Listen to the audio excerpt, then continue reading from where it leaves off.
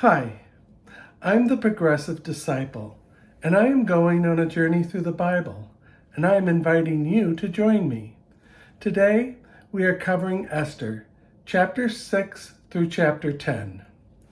In chapter 6, verses 1 through 3, it says, "That night the king could not sleep, so he ordered the book of the Chronicles, the record of his reign, to be brought in and read to him. It was found recorded there that Mordecai had exposed Bigthana and Teresh, two of the king's officials who were guarding the doorway, who had conspired to assassinate King Xerxes. What honor and recognition had Mordecai received for this? The king asked. Nothing has been done for him, his attendants answered.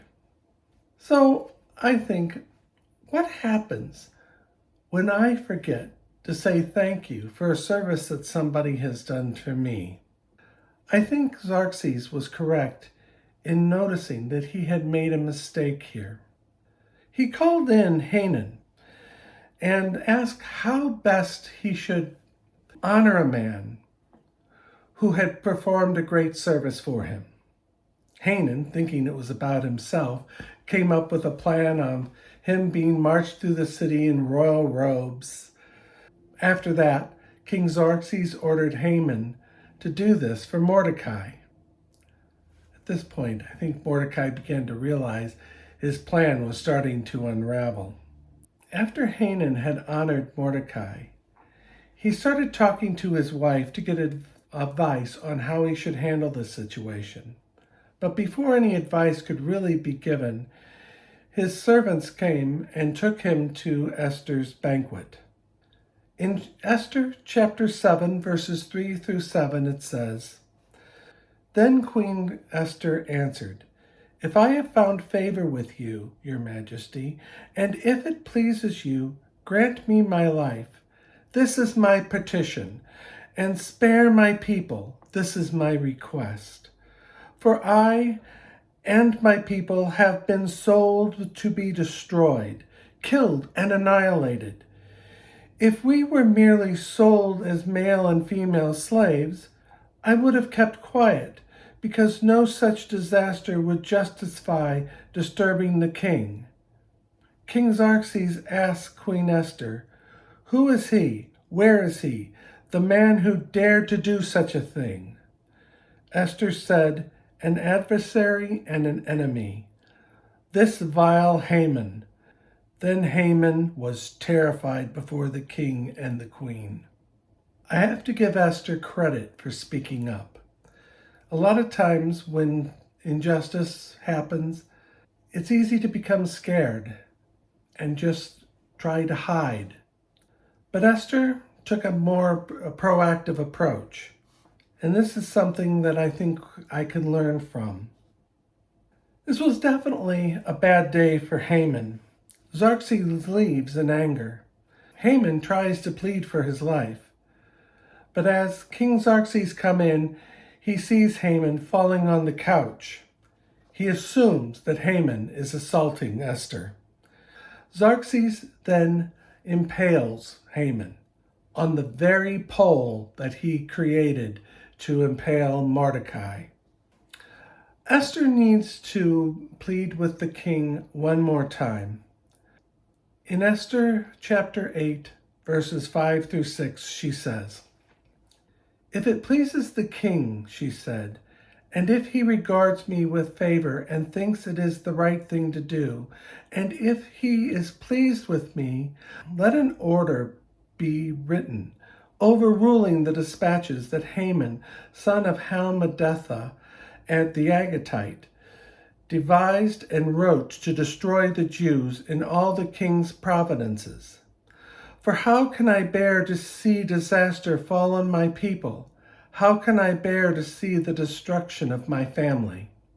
The king gave Mordecai his signet ring and gave him permission to create an edict that fixed the situation.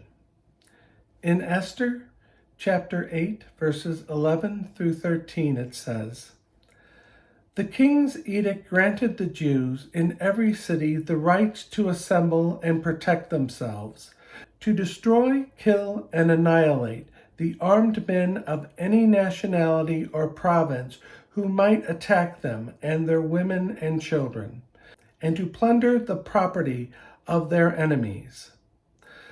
The day appointed for the Jews to do this in all provinces of King Xerxes was the 13th day of the 12th month, the month of Adar. A copy of the text of the edict was to be issued as law in every province and made known to the people of every nationality, so that the Jews would be ready on that day to avenge themselves on their enemies.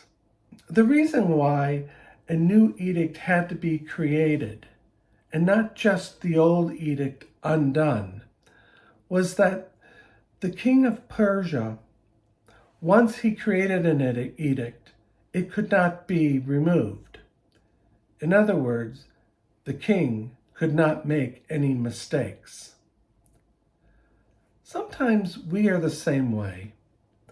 Have you ever found that something that you have said or did was wrong, but stubbornly stuck to it, doubling down, even though you know it has been wrong? I have done this on occasion. This always complicates the matter. Going back to the story, the Jews were able to defend themselves, but did not take any plunder. And Esther ends up making another request. In Esther Chapter 9, verses 13, it says, "If it pleases the king," Esther answered, "give the Jews in Susa permission to carry out this day's edict tomorrow also, and let Hanan's 10 sons be impaled on poles." I found this disturbing. The Jews had gotten their revenge, so why extend it to a second day? Hanan's sons were already dead, so why impale them? If you read this story in your Bible, you will probably find that it says that he hung Hanan and his sons. So why am I saying impaled? This is the Bible that I read every day. It's the New International Version, which is what I've been putting in my videos. This book was copyrighted 1995, but it's also online. And when I went online to cut and paste the text, I noticed there were some small differences. That's because the NIV version was updated in 2011. However, in the book of Esther, this was updated a lot more than I've seen anywhere else. It went from hanging Hanan and his son to impaling Hanan and his son. I actually looked into this, and I found that impaling is what the Persian Empire did. And the word in Hebrew could mean either hanging or impaling. But going on, this part of the story does explain why in certain cities, like Jerusalem, for example, Purim is celebrated for 2 days instead of 1. In Esther chapter 10, verse 3, it concludes, "Mordecai the Jew was second in rank to King Xerxes, preeminent among the Jews, and held in high esteem by his fellow Jews because he worked for the good of his people and spoke up for the welfare of all Jews." This ends the book of Esther. Please comment below with how you felt about the book. Anything you liked or concerns you have. Also, I ask that you subscribe and like this video. Since this does end the book of Esther, it is now time for another lottery. So, let's see the next book that we are going to have.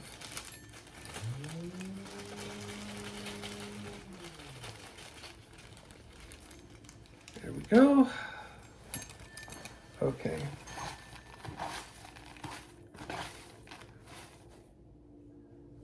Okay. And the next book that we are going to study